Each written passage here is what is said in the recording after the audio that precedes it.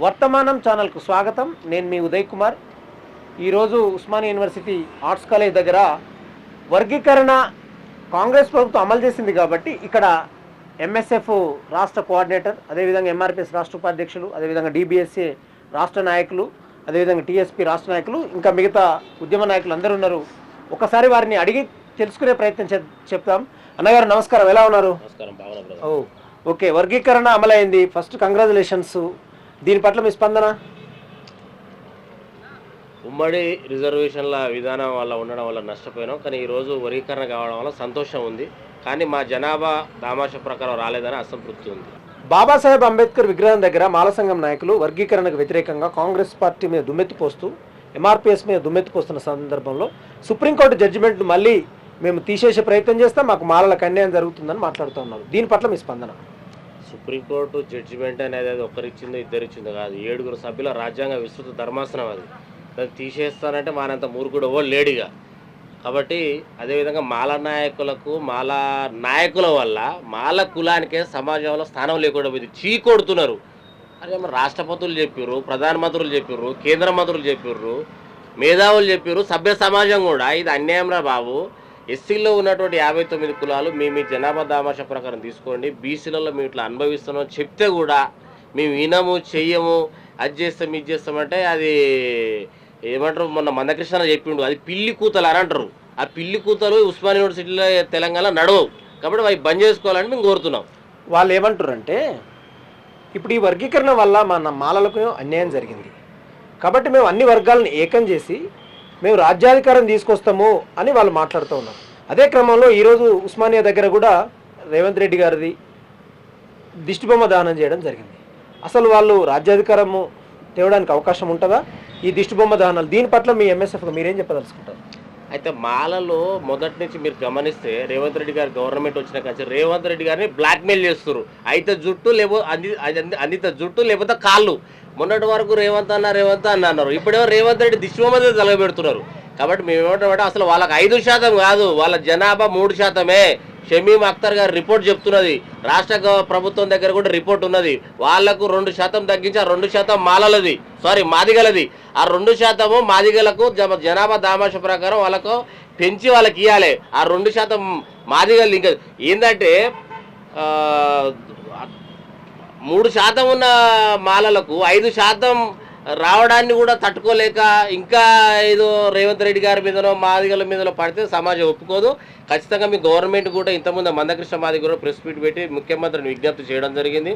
మా జనాభాకు దామాష ప్రకారం మాకు రాలేదు, 2% పెంచాలి అని విజ్ఞప్తి చేసింది. కాబట్టి ఈరోజు మాలలో ఏ డిమాండ్ పెట్టే కూడా సభ్య సమాజమే చిచి అని చీదరించుకునే సందర్భం ఉన్నది. అసలు ఈ 2% రాలేదు అని మీరు అంటూ ఉన్నారు అంటే మాదిగ వర్గాలలో వారి ఉపకులాలలో అసంతృప్తి ఉందా? ఉన్నదా అంటే ఇప్పుడు కొంచెం పెట్టింది కాబట్టి కొంత సంతోషం ఉంటుంది. కాకపోతే ముఖ్యమంత్రి గారు కూడా మేము రిక్వెస్ట్ చేస్తున్నాం, సమయం అయితే మించిపోలేదు కదా, నిన్ననే అసెంబ్లీ జరిగింది. కాబట్టి మీరు ఆలోచించండి, మీరు ఒకసారి నివేదికలు తెచ్చుకొని సమీక్ష చేయండి అని మేము ముఖ్యమంత్రి గారు విజ్ఞప్తి చేస్తున్నాం. చేయాలని కోరుతున్నాం, చేస్తామని కూడా ఆశిస్తున్నాం. ఓకే, డిబిఎస్ఏ రాష్ట్ర నాయకులు విద్యార్థి ఉద్యమ పోరాటంలో ప్రధాన పాత్ర వహిస్తూ ఇప్పుడు మన ముందుకు వచ్చారు. అన్నగారు నమస్కారం. నమస్కారం. ఈ షమీమ్ అఖ్తర్ గారి కమిటీ ఏమిటి, దానికి వర్గీకరణకు సంబంధం ఏమిటి? ఉదయ్ గారు, డాక్టర్ షమీమ్ అఖ్తర్ కమిషన్ అనేటువంటిది మంత్రివర్గ ఉపసంఘము ఉత్తమ్ కుమార్ రెడ్డి నేతృత్వంలో దామోదర్ రాజనరసింహ ప్రభుత్వ ఉపసంఘం ఏం చేసింది అంటే, సుప్రీంకోర్టు తీర్పు అనంతరము ఆగస్టు 1వ తేదీన 2024లో ఎస్సీ వర్గీకరణ ఆయా రాష్ట్ర ప్రభుత్వాలు అమలు చేసుకోవచ్చు అనేది 7 మంది రాజ్యాంగ ధర్మాసనంతో సుప్రీంకోర్టు తీర్పు ఇచ్చిన తర్వాత మంత్రివర్గ ఉపసంఘము ఏం చేసిందంటే ఒక కమిటీని వేసింది, ఒక కమిషన్ వేసింది. దాని పేరు షమీమ్ అఖ్తర్ కమిషను. అయితే ఈ డాక్టర్ షమీమ్ అఖ్తర్ కమిషను ఏదైతే అక్టోబర్ 11వ తేదీన వేసిన నేపథ్యంలో అనంతరం అంటే రిపోర్ట్ ఎట్లా ఉంటుంది, దీన్ని బట్టి వర్గీకరణ ఏ విధంగా ఆ జనాభా దామాషా ప్రకారంగా ఏ విధంగా ఆయా కులాలని విభజించాలి, ఎట్లా రిజర్వేషన్ ఫలాలని పంచాలనేటువంటిది ఈ కమిటీ నివేదిక ప్రకారంగా ఈ వర్గీకరణ అమలు చేయాలనేది రాష్ట్ర ప్రభుత్వం తీసుకున్నది. అయితే మొన్న ఎస్సీ వర్గీకరణకు సంబంధించినటువంటి ఈ ఏదైతే షమీమ్ అఖ్తర్ కమిషను మొన్న ఇచ్చింది ఏం చెప్తుంది అని అంటే, సుమారు ప్రతి జిల్లాలో 7 నుంచి 8,000 పైగా అప్లికేషన్స్ వచ్చినాయి, దరఖాస్తులు వచ్చినాయి అంటున్నారు. మొత్తం ఎస్సీల జనాభా ఎంత ఉన్నది అని లెక్కలు తీసినప్పుడు 52.50 లక్షలకు పైగా ఎస్సీ జనాభా ఉన్నది. ఇందులో మాదిగల జనాభా ముఖ్యంగా 33 లక్షలకు పైగా మాదిగల జనాభా ఉన్నది అని చెప్పేసి, మాలల జనాభా కూడా ఏదైతే 17 లక్షలకు పైగా ఉన్నది అనేటువంటిది షమీమ్ అఖ్తర్ కమిషన్ చెప్తా ఉన్నది. అయితే ఈ షమీమ్ అఖ్తర్ కమిషన్లో ఏదైతే వివిధ విశ్వవిద్యాలయాలలో ఎంతమంది ప్రవేశం పొందారు, 1981 నుంచి ఎంతమంది అక్షరాస్యత ఉన్నది తెలుగు ఈ తెలంగాణలో? ఇప్పుడు వర్గీకరణ అమలు అయింది. ఓకే, మీరు ఇస్తున్న డేటా ప్రకారం అక్షరాస్యత నిరక్షరాస్యత షమీమ్ కమిషన్ తెలిపింది అని ప్రత్యేకమైన అభిప్రాయం. ఇప్పుడు వర్గీకరణ నిన్న అమలైంది కదా, వర్గీకరణ ఖచ్చితంగా శాస్త్రంగా ఉంటుందని మీరు నమ్ముతున్నారా? మేము నమ్ముతున్నామండి.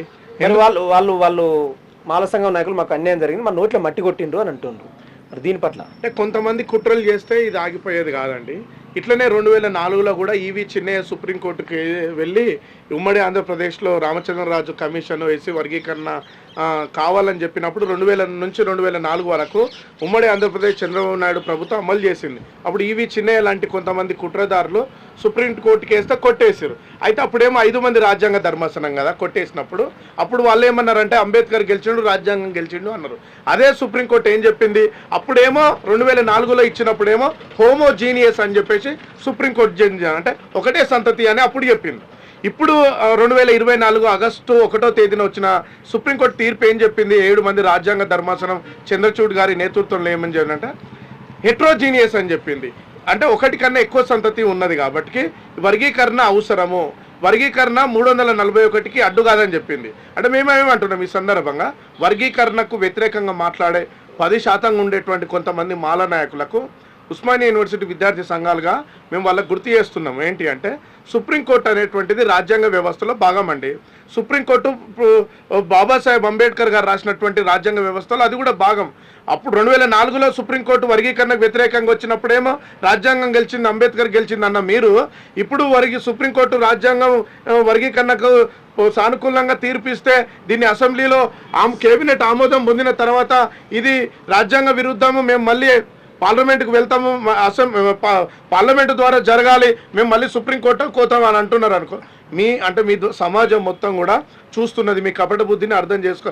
మేము ఒకటే చెప్తున్నాం ఉస్మానియా విద్యార్థులుగా, వర్గీకరణ అనేటువంటిది కేవలం మాదిగలకు మాత్రమే, ఒక్కళ్ళకే రిజర్వేషన్ ఫలాలు అందవండి, అన్ని కులాలకు అందుతాయి. ఇప్పుడు మొన్న గతంలో ABCD 4 ఉండే, రామచంద్రరాజు కమిషన్ వచ్చినప్పుడు ఉమ్మడి ఆంధ్రప్రదేశ్ అమలు అయినప్పుడు ఏలో రెల్లి కులం 12 కులాలు, అందులో 1%, బిలో 18 కులాలు, మాదిగ ఉప్పల కులాలకు 7%, సిలో 25 కులాలు, అందులో 6%, డిలో 1%.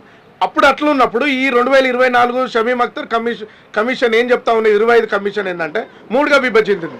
ABC, ఏలో సంచార కులాలు, అంటే సంచార కులాలలో మొత్తం 15 కులాలు ఉన్నాయి. ఈ 15 కులాలకు 1% రిజర్వేషన్ ఇచ్చింది. ఇప్పుడు ఈ తీర్పు వల్ల ఓకే, ఈ తీర్పు ఇప్పుడు మీరు స్టాటిస్టికల్ డేటా చెప్తా ఉన్నారు కదా, ఇప్పుడు ఈ తీర్పు పట్ల మీరు అసంతృప్తిగా ఉన్నారా మీ DBSAగా? ఎస్, మేమేమంటా ఉన్నామంటే అదే లెక్కలు చెప్తా ఉన్నాం అండి. ఏంటంటే బిలో ఏం చేశారు, బిలో మొత్తం 18 కులాలు ఉన్నాయండి. ఈ 18 కులాలకు ఎంత శాతం ఇచ్చారంటే 9% ఇచ్చారు. ఎంత జనాభా ఉన్నది 18 కులాలకు అని అంటే ముఖ్యంగా 62.62% పైగా ఉన్నది. సీలనేమో 33% జనాభా ఉన్నది. అందులో ఎన్ని కులాలు ఉన్నాయంటే 26 కులాలు ఉన్నాయి. వాటికి ఎంత ఇచ్చారు అంటే 5% ఇచ్చారు. మేమేమంటా ఉన్నాం అని అంటే ఈ సందర్భంగా ఈ రాష్ట్ర ప్రభుత్వానికి ఏదైతే ఎస్సీ వర్గీకరణ మీద చిత్తశుద్ధితోటి ఈ రాష్ట్ర ప్రభుత్వం అసెంబ్లీలో కేబినెట్ ఆమోదం పొందడం, అసెంబ్లీలో చర్చ చేయడం అనేటువంటిది మంచి పరిణామము. దీనికి ఓయూ విద్యార్థులుగా DBSA సంఘం పక్షాన మేము స్వాగతిస్తూ ఉన్నాము సూత్రబద్ధంగా. అయితే ఇక్కడ ఏదైతే బి విషయంలో మాదిగలో ఎంతైతే జనాభా ఉన్నారో ఈ జనాభా దామాష ప్రకారంగా ఇప్పుడు ప్రభుత్వం ప్రవేశపెట్టినటువంటి దాంట్లలో మొత్తంగా అవసరమైతే బి కేటగిరీకి అవసరమైతే ఇంకొక 2%, అంటే మందకృష్ణ మాదిగని అన్నారు కదా, 9 కాదు 11% రావాలి మాదిగలకు అని చెప్పేసి చెప్పారు. మీ ప్రభుత్వానికి ఈ సందర్భంగా సూచన చేస్తున్నామండి, డిమాండ్ చేయట్లేదు. ఎందుకోసం అంటే ప్రభుత్వం ఉస్మానియా విద్యార్థులు చెప్పినా, లేదంటే కృష్ణమాదిగన్న గారు, సబ్బండ వర్గాలు ప్రతి ఒక్కరు వర్గీకరణ జరగాలని పోరాటం చేశారు. ఈ క్రమంలో భాగంగా 1000 గొంతులు 1,00,000 డప్పుల కార్యక్రమాన్ని కూడా మందకృష్ణ మాదిగన్న గారు సబ్బండ వర్గాల ప్రజలతోటి దీనికి ప్రతి ఒక్కరు వాగ్గేయకారులు యూనివర్సిటీల నుంచి సపోర్ట్ చేసి లక్షలాదిగా తరలి వస్తున్న నేపథ్యంలో ప్రభుత్వం ముందే అసెంబ్లీని పెట్టి ముందే అంటే మేము వర్గీకరణకు సానుకూలంగానే ఉన్నాము అనేటువంటి ఒక పాజిటివ్ మెసేజ్ నిన్న ప్రకటించింది. దేనికి మేము స్వాగతిస్తున్నాం. అయితే ఏదైతే 9% ఏదైతే ఉన్నదో ఎస్సీ ఉపకులాలకు 62% ఉన్నటువంటి ఎస్సీ ఉపకులాలకు 9% సరిపోదు అంటున్నాం. ఎంత శాతం కావాలి? 11% ఇస్తే కరెక్ట్ అవుతుంది అంటున్నాం. కాబట్టి ప్రభుత్వం దీని మీద కొద్దిగా పునరాలోచన చేస్తే బాగుంటుందని మేము ఈ సందర్భంగా తెలియజేస్తా ఉన్నాం. టీఎస్పీ రాష్ట్ర నాయకులు, కాంగ్రెస్ ప్రతినిధి, set net political science Jack అనేక అన్నకు గుర్తింపులు ఉన్నాయి. అదే క్రమంలో మనము నర్సన్నని అడుగుదాము. చెప్పండి, మీరు కాంగ్రెస్ పార్టీ మీద వాళ్ళు మాట్లాడుతూ ఉన్నారు. కాంగ్రెస్ పార్టీ మా నోట్లో మట్టి కొట్టింది, మమ్మల్ని నాగం చేసింది, మా రిజర్వేషన్లు గుంజుకునే ప్రయత్నం చేసింది అని మాట్లాడుతూ ఉన్నారు. దీని పట్ల కాంగ్రెస్ వాదిగా మీకు మీ అభిప్రాయం? ముందుగా తెలంగాణ నేల మీద గడీల పాలన కూల్చి ప్రజాపాలన అందిస్తూ ఎన్నో విప్లవాత్మకమైన నిర్ణయాలు తీసుకున్నటువంటి ప్రజానాయకుడు ముఖ్యమంత్రి రేవంత్ రెడ్డి గారికి తెలంగాణ వ్యాప్తంగా ఉన్న మాదిగ విద్యార్థుల తరఫున మరియు కాంగ్రెస్ పార్టీ ప్రజాస్వామికవాదుల తరఫున ధన్యవాదాలు తెలుపుతూ ఉన్నాం. మీరే అంటున్నారు వాళ్ళని. వాళ్ళు అంటే నాయకులు. ఈరోజు బీజేపీ బీఆర్ఎస్ ముసుగులో ఉండి సామాన్య మాలకు సంబంధం లేని నాయకులు ప్రభుత్వాన్ని భజన చేయాలని ఎజెండా పెట్టిన వాళ్ళు మాత్రమే ఈరోజు భజన చేస్తూ ఉన్నారు. ఈరోజు ఆనాటి భారత స్వాతంత్రం నుంచి మొదలుకుంటే ఇప్పటి వరకు కూడా కాంగ్రెస్ పార్టీ ద్వారా, కాంగ్రెస్ ప్రధానుల ద్వారా, ముఖ్యమంత్రి ద్వారా లబ్ధి పొందిన వారు ఈ దళితులు, ప్రత్యేకంగా ఎస్సీలు, మాదిగలు, సబ్బండ వర్గాలు. కాబట్టి ఈరోజు మాట్లాడుతున్న వారు ప్రతి ఎవరైనా సరే వాళ్ళు ఏ రూపంలో మాట్లాడినా, ఏ వేదిక మీద మాట్లాడినా వాళ్ళందరూ కుట్రపూరితంగా వాళ్ళ స్వప్రయోజనాల కోసం వాళ్ళ జాతి ప్రయోజనాలు తాకట్టు పెట్టి మాట్లాడుతున్న వాళ్ళు అని చెప్పి మా అభిప్రాయంగా ఉన్నది. ఇంకొక విషయం ఏంటంటే, మాలలు కూడా మా కాంగ్రెస్ పార్టీలో ఉన్నారు కదా, వాళ్ళు కూడా నష్టం జరుగుద్ది. మరి ఒక వర్గం వాళ్ళకే న్యాయం చేయడం ఏంది అని మాట్లాడుతారు. దీని పట్ల మీ అభిప్రాయం? ఇక్కడ న్యాయం జరుగుతుంది. భారత రాజ్యాంగ నిర్మాత డాక్టర్ బిఆర్ అంబేద్కర్ సామాజిక న్యాయ సూత్రానికి అనుగుణంగా ఈరోజు ఈ దేశంలో పార్లమెంటు ప్రతిపక్ష నేత రాహుల్ గాంధీ ఆలోచనకు అనుగుణంగా ఈరోజు గౌరవ ముఖ్యమంత్రి రేవంత్ రెడ్డి గారు ప్రజాస్వామ్యబద్ధంగా ఇలా అన్ని పార్టీల అభిప్రాయంతో, ఇది ఈ రాష్ట్రంలో అన్ని వర్గాల అభిప్రాయంతో మాత్రం వీళ్ళు ఎస్సీ వర్గీకరణ బిల్లు పెట్టడం జరిగింది, పాస్ చేయడం జరిగింది. దీనిలో ఒకసారి చూడండి, మీరు ఎక్కడ కూడా మన ప్రజాస్వామ్య దేశంలో ఎక్కడైనా ఆపోజ్ చేయాలనుకుంటే వాళ్ళ ప్రతినిధులైన వాళ్ళు తప్ప అనిపిస్తే అసెంబ్లీ చర్చ ఎక్కడైనా వాళ్ళు లేవనెత్తారా? లేదు. అవి కౌంట్లెస్. ఎందుకంటే వ్యక్తిగత అవసరాల కోసం వాళ్ళు ఏదో చేయాలనుకుంటున్నారు కాబట్టి దాన్ని ఎవరు. దయచేసి ఇప్పటికైనా మారండి. సామాన్య మాలలు, మాదిగలు, దళితులు అందరూ కలిసి గ్రామీణ ప్రాంతం కలిసిమెలిసి ఉంటున్నారు. అలాంటి క్రమంలో మీ వ్యక్తిగత ప్రయోజనం కోసం వాళ్ళకి ఎలాంటి లబ్ధి చేకూర్చబోగా మళ్ళీ వారు నష్టం చేయడం ఈ వేదిక నుంచి విజ్ఞప్తి చేస్తా ఉన్నాం. మేము ఇంకొక ముఖ్య విషయం ఏమంటే, రేవంత్ రెడ్డి గారి దిష్టిబొమ్మల దహన కార్యక్రమాన్ని మాల సంఘం నాయకులు ఇక్కడ చేశారు కదా, మరి దాన్ని ఎట్లా చూస్తారు? మేము మళ్ళీ చెప్తా ఉన్నాం మాలల ముసుగులో ఉన్నటువంటి మాల సంఘాల పేరు చెప్పుకుని బీజేపీ బీఆర్ఎస్ ఏజెంట్లుగా మారిన వాళ్ళు మాత్రమే ఈరోజు ఇలాంటి కార్యక్రమాలు జరుపుతూ ఉన్నారు. దయచేసి సామాన్య మాలకు కావచ్చు, మాదిగలకు కావచ్చు, వీళ్ళకి ఎవరికి సంబంధం లేదు. దళితులందరూ ఐక్యంగానే ఉన్నారు. డాక్టర్ బిఆర్ అంబేద్కర్ రాజ్యాంగ స్ఫూర్తితోటి రేపు రాబో ప్రమాదం ఈరోజు మనవాదం అనొచ్చు అంటున్న మనవాదం నుంచి ఆనాడు డాక్టర్ అంబేద్కర్ పోరాడిన ఆర్ఎస్ఎస్ బీజేపీ మీద పోరాటం కోసం, భారత రాజ్యాంగాన్ని రక్షించడం కోసం రాహుల్ గాంధీ గారి నాయకత్వంలో, ఇక్కడ గౌరవ రేవంత్ రెడ్డి గారు, మహేష్ కుమార్ గారి నాయకత్వంలో బీజేపీ విధానం, మోడీ విధానం పై పోరాటం సిద్ధంగా ఉన్నారు. కాబట్టి ఇవన్నీ చిన్న అంశాలను మేము భావిస్తూ ఉన్నాం. అన్న, మీరు చెప్పండి, ఇప్పుడు 7 తారీఖు 1,00,000 దప్పులు 1000 గొంతులు అని మందకృష్ణ అన్న పిలుపునిచ్చిన క్రమంలో మా వైపు గెలిస్తేనేమో సంతోషంగా కొడతాం, ఓడిపోతే చావు డప్పు మోగిస్తామని అన్న చెప్పారు. దాని పట్ల ఎంఆర్పిఎస్ రాష్ట్ర ఉపాధ్యక్షులుగా మీ యొక్క స్పందన ఏంటి? గౌరవశ్రీ మందకృష్ణ మాదిగన్న గారు ఒక 2 నెలల క్రితము 1,00,000 డప్పులు 1000 గొంతుల కార్యక్రమం పెట్టడం జరిగింది. అది డప్పు అనేది మా మాదిగల అస్తిత్వం. డప్పు అనేది పూర్వకాలం నుంచే మాదిగలు తమ యొక్క ఉనికి కోసానికి, తమ యొక్క జీవన విధానం కోసానికి వాడినటువంటి ఆయుధం. దాన్నే మేము మా మాదిగ జాతి కోసానికి నిరంతరం సాంస్కృతిక ఆయుధంగా మా ఇళ్లల్లో, మా మాదిగవాడల్లో నిత్యం ఉంటుంది. ఈ సమాజంలో, ఈ దేశంలో కూడా ఆ డప్పే ఈరోజు ఈ సమాజాన్ని మేల్కొనగడ ముందు వరుసలో ఉన్నది కూడా మాదిగ సమాజం అని ఈ సందర్భంగా తెలియజేస్తున్నాం. ఆ రోజు అది గమనించినటువంటి మందకృష్ణ మాదిగ గారు అనేక ఉద్యమాలు చేశారు. 1,00,000 డప్పులు 1000 గొంతుల కార్యక్రమం ఎందుకు పెట్టాడంటే, మా లక్ష్యాన్ని సాధించడానికి అనేక మార్లు ఉపయోగించినటువంటి డప్పే రేపు సమాజము, ఈ ప్రపంచము, దేశం చూసే విధంగా లక్ష డప్పులు వేల గొంతులు అంటే మనము ఒక కార్యక్రమం తీసుకున్నప్పుడు ఒక 10 డప్పులు కొట్టినప్పుడే ఆ ప్రాంతం అంతా శబ్దంతో వస్తుంది. కానీ లక్ష డప్పులు ఒక చోట చేసి అంటే మా ఆయుధాన్నే మలుచుకొని రేపు లక్ష్య సాధనలో భాగంగా డప్పును వాడాలనే ఒక నిర్ణయంతో మందకృష్ణమ్మ గారు లక్ష డప్పులు వేల గొంతుల కార్యక్రమం పెట్టడం జరిగింది. వాళ్ళు మాల సంఘం నాయకులు సుప్రీంకోర్టుకు పోయి మళ్ళీ మేము జడ్జిమెంట్ని తీసేపిస్తాము, మా నోట్లో మట్టి కొట్టిందని అంటున్నారు. దీని పట్ల మీ స్పందన? అన్నగారు సుప్రీంకోర్టు తీర్పు వచ్చిన తర్వాత వాళ్ళు పిటిషన్ ఇవ్వడం జరిగింది. ఆంధ్రప్రదేశ్ సంబంధించినటువంటి అశోక్ కుమార్ గారు పిటిషన్ వేసిన దాఖలాలు ఉన్నాయి. తర్వాత దాన్ని కొట్టివేయడం కూడా జరిగింది. ఎందుకంటే న్యాయమైన డిమాండ్ 7 జడ్జిలు ఈ దేశంలో ఇంతవరకు ఎన్నో జడ్జిమెంట్లు మనం చూసాం. కానీ మొట్టమొదటిసారిగా ఎస్సీ రిజర్వేషన్ వర్గీకరణ ఉద్యమంలో ఈ జడ్జిమెంట్ అనేది ఈ వర్గీకరణ విషయంలో 7 చంద్రచూడి ఆధ్వర్యంలో ఇవ్వడం జరిగింది. కాబట్టి ఇంతవరకు ఇటువంటి ధర్మాధం అంటే రాజ్యాంగానికి లోబాడి సుప్రీంకోర్టు ఇచ్చినటువంటి జడ్జిమెంట్ను ఎవరు కూడా ఏం చేయలేరు. మాల వాళ్ళు చేస్తున్నటువంటి ఒకవేళ వాళ్ళు చేస్తే మీరు ఏం చేస్తారు? వాళ్ళ నుంచి కాదన్న, ఎందుకంటే న్యాయమైన డిమాండ్ కార్యకర్త నుంచి దేశ స్థాయిలో వాళ్ళకి ఇన్ఫ్లుయెన్స్ ఉంది అని మందకృష్ణ అన్న ప్రసంగాల్లో చెప్తాడు కదా, కాబట్టి ఆ రకంగా అనుకోవడంలో తప్పలేదు కదా. వాళ్ళు లాబింగ్ చేయడానికి ఉపయోగపడతారు. కానీ దేశంలో ఉన్నటువంటి రాజ్యాంగ వ్యవస్థ అయినటువంటి సుప్రీంకోర్టును వాళ్ళు ఏం చేయగలుగుతారు? ఎప్పుడైనా న్యాయం గెలుస్తుంది, ఎప్పుడైనా అన్యాయం ఓడిపోతుంది తప్ప ఈ రాజ్యాంగం ఏది సుప్రీంకోర్టు ఏదో మేము చేస్తామంటే అది కాదు. ఎందుకంటే అది రాజ్యాంగం సంబంధించినటువంటి అదొక న్యాయమైన అది. కాబట్టి వాళ్ళు మాలలు ఏమాత్రం దాన్ని ఏం చేయలేరని, ఎందుకంటే మాలలు అనేది మనవాదుగా వేరుస్తుంది తప్ప వాస్తవానికి న్యాయమైన డిమాండ్ వర్గీకరణ. ఈ వర్గీకరణ సమాజం మొత్తము మద్దతు ఉంది. కానీ ఇంతవరకు మాలలు ఈ వర్గీకరణ వ్యతిరేకించే వాళ్ళు ఎంతమంది ఉన్నారు? మాలల్లో కొంతమంది తప్ప ఎవరు లేరని ఈ సందర్భంగా తెలియజేస్తున్నారు.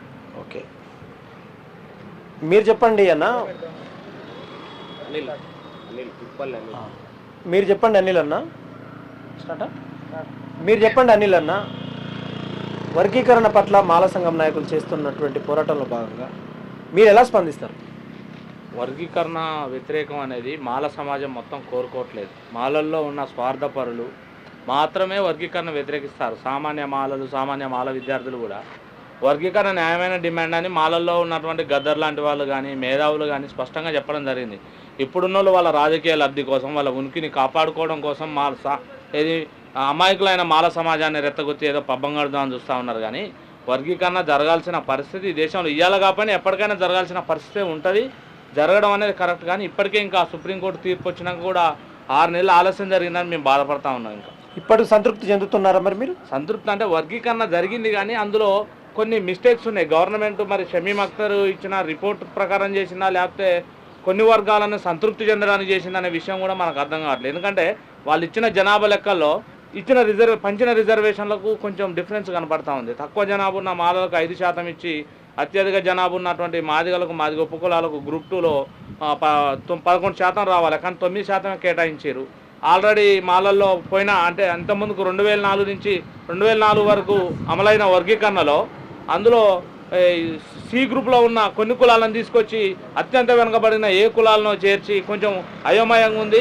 ప్రభుత్వం కూడా దీన్ని దృష్టిలో పెట్టుకొని ఆ కులాలను సవరించి న్యాయంగా మాదిగలకు రావాల్సిన వాటా మాదిగలకు, మాలలకు రావాల్సిన వాటా వాళ్ళ జనాభా ప్రకారం ఇవ్వాలని చెప్పేసి మేము రిక్వెస్ట్ చేస్తున్నాం, డిమాండ్ కూడా చేస్తున్నాం.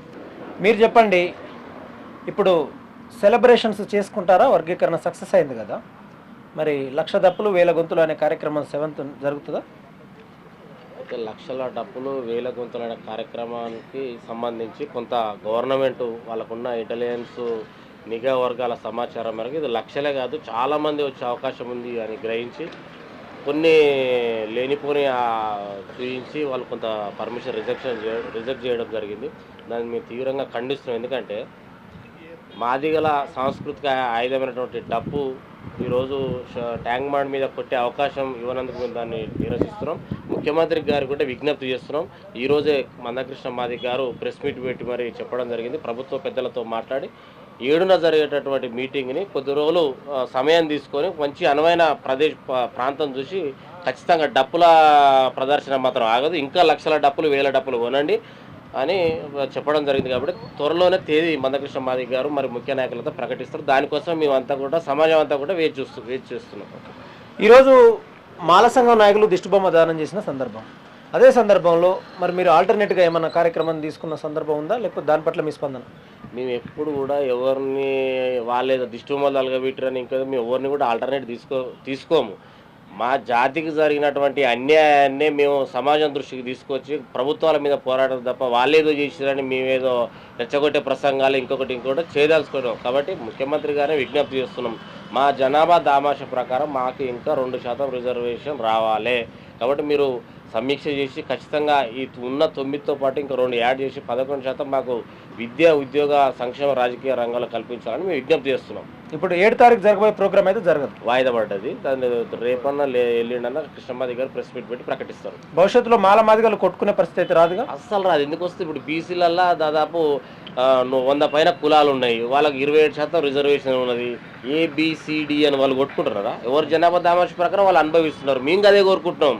మీరు అంటున్నారు కదా, ఇప్పుడు మీరు అన్నట్టు మాలలు అంటారు కదా రాజ్యాధికారం అనేది.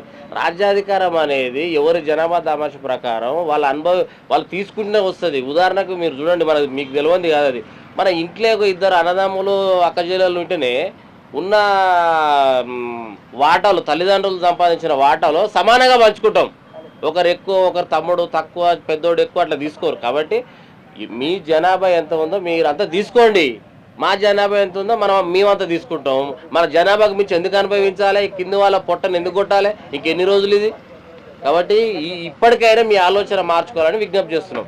ఈ విధానపరమైన అంశం బాగానే చెప్తున్నారు, కానీ గతంలో మీరు మీడియాలో అరే ఎంతకాలం రా అన్నట్టుగా మీరు డైలాగులు వార్నింగ్లు వేసినట్టుగా చాలామంది చూసిన సందర్భం, నాతో కూడా చెప్పిన సందర్భం. మరి అటువంటి డైలాగులు భవిష్యత్తులో పేలుతాయా?